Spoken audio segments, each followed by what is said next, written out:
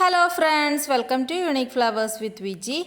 അപ്പം നമുക്കിന്ന് ചോറിനൊക്കെ നല്ലൊരു കോമ്പിനേഷൻ ആയിട്ടുള്ള മത്തങ്ങ എരിശ്ശേരിയുടെ റെസിപ്പി ഒന്ന് നോക്കിയാലോ. അപ്പോൾ എൻ്റെ ചാനൽ ആദ്യമായിട്ട് കാണുന്ന ആരെങ്കിലും ഉണ്ടെങ്കിൽ വീഡിയോസൊക്കെ ഇഷ്ടപ്പെടുവാണെങ്കിൽ ഒന്ന് സബ്സ്ക്രൈബ് ചെയ്ത് സപ്പോർട്ട് ചെയ്യണേ. അപ്പം നമുക്കിതെങ്ങനെ ഉണ്ടാക്കുന്നതെന്ന് പെട്ടെന്നൊന്ന് നോക്കിയിട്ട് വരാം. അപ്പം ഞാനിവിടെ ഒരു 250 ഗ്രാം മത്തങ്ങ തൊലി കളഞ്ഞ് കഴുകി വൃത്തിയാക്കി എടുത്തിട്ടുണ്ട്. കൂടെ ഒരു 3 പച്ചമുളക് നടുകെ കീറിയത് ഇടുന്നുണ്ട്. ഇനി നമുക്കതിലേക്ക് ഒരു 1/2 ടീസ്പൂൺ മഞ്ഞൾപ്പൊടി ചേർക്കാം. കൂടെ ഒരു 1/2 ടീസ്പൂൺ മുളക് പൊടിയും കൂടി ചേർക്കാവേ. പിന്നെ ആവശ്യത്തിനുള്ള ഉപ്പും ഒരു 2 തണ്ട് കറിവേപ്പിലയും കൂടി ചേർക്കുന്നുണ്ട്. ഇനി 1 കപ്പ് വെള്ളം ഒഴിച്ച് നമുക്കിതൊന്ന് വേവിക്കാൻ വയ്ക്കാവേ. ഞാനിവിടെ ഇത് മൺചട്ടിക്കകത്താണ് കേട്ടോ വേവിച്ചെടുക്കുന്നത്. അപ്പം നമുക്കിതൊന്ന് മൂടി വെച്ചൊന്ന് വേവിച്ചെടുക്കാം. അപ്പം മത്തങ്ങ വേവുന്ന സമയം കൊണ്ട് നമുക്കൊരു അരപ്പ് തയ്യാറാക്കി എടുക്കാവേ. അതിനായിട്ട് 1 കപ്പ് ചിരകിയ തേങ്ങ ഞാനിവിടെ എടുത്തിട്ടുണ്ട് ഒരു മിക്സിയുടെ ജാറിലേക്ക്.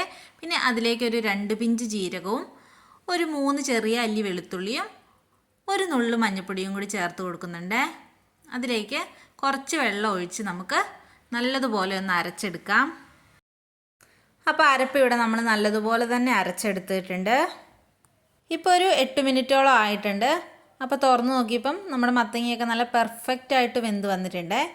ഇനി ഇതൊരു തവി വെച്ചിട്ട് നമുക്കൊന്ന് എല്ലാം നല്ല രീതിക്ക് തന്നെ ഒന്ന് ഉടച്ചു കൊടുക്കണം.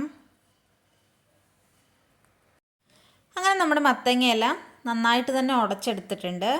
ഇനി നമുക്കതിലേക്ക് അരച്ച് വെച്ചിരിക്കുന്ന ആ അരപ്പൊന്ന് ചേർത്ത് കൊടുക്കാവേ. കുറച്ച് വെള്ളവും കൂടി ഒഴിച്ചിട്ട് തന്നെ ഇനി ആ ജാറൊന്ന് കഴുകി ഞാൻ ചേർക്കുന്നുണ്ട്. ഇനി ഇതെല്ലാം കൂടി നല്ലതുപോലെ ഒന്ന് കൂട്ടി യോജിപ്പിച്ചിട്ട് ഒന്ന് ചൂടാക്കി എടുക്കണേ. അപ്പം നമുക്കിനി ഇത് ഒരുപാടിട്ട് തിളപ്പിക്കേണ്ട ആവശ്യമില്ല. ഒന്ന് ജസ്റ്റ് ഒന്ന് ചൂടായി വന്നാൽ മതിയാകും. ഇനി നമുക്ക് നമ്മുടെ എരിശ്ശേരിയിലേക്ക് ഒന്ന് താളിച്ച് ചേർക്കാം. അതിനായിട്ട് കുറച്ച് വെളിച്ചെണ്ണ ഒഴിച്ച് ഒരു 1/2 ടേബിൾ സ്പൂൺ കടുകൊന്ന് ചേർത്ത് കൊടുക്കുന്നുണ്ട്. അതൊന്ന് പൊട്ടി വരുമ്പോഴേക്കും നമുക്ക് ഒരു 1/4 കപ്പ് തേങ്ങ ചിരകിയതും കൂടി ചേർത്ത് കൊടുത്ത് ഒന്ന് വറുത്തെടുക്കാം. ഒരു മീഡിയം ഫ്ലെയിമിൽ വെച്ചിട്ട് വേണം ഇതൊന്ന് വറുത്തെടുക്കാൻ വേണ്ടിയിട്ട്.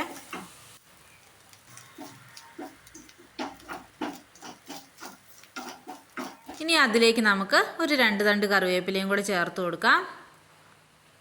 കൂടെ തന്നെ ഒരു 2 വറ്റൽമുളകും കൂടി ചേർത്ത് കൊടുക്കുന്നുണ്ട്. തേങ്ങ ഒരു ലൈറ്റ് ബ്രൗൺ കളറായി വന്നതിന് ശേഷം മാത്രം വറ്റൽമുളകും കറിവേപ്പിലയും ചേർത്ത് കൊടുത്താൽ മതിയാകും. ആദ്യം നമ്മളിത് ചേർത്ത് കൊടുത്തിട്ടുണ്ടെങ്കിൽ രണ്ടും കരിഞ്ഞു പോകും. അതുകൊണ്ടാണ് ഈ ഒരു സമയത്ത് ഇത് ചേർക്കുന്നത്.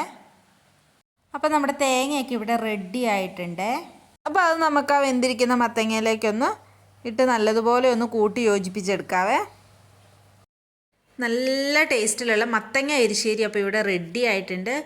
ചൂട് ചോറിൻ്റെയൊക്കെ കൂടെ കഴിക്കാനായിട്ട് നല്ല ടേസ്റ്റാണ് കേട്ടോ ഇതിന്. അപ്പോൾ എല്ലാവരും ഉണ്ടാക്കി നോക്കിയിട്ട് അഭിപ്രായം പറയണേ. നിങ്ങളുടെ ഫ്രണ്ട്സിനും ഫാമിലിക്കും ഒക്കെ ഇത് ഷെയർ ചെയ്ത് കൊടുക്കുകയും ചെയ്യണേ. അപ്പോൾ നല്ലൊരു റെസിപ്പി ആയിട്ട് വീണ്ടും കാണാം. താങ്ക്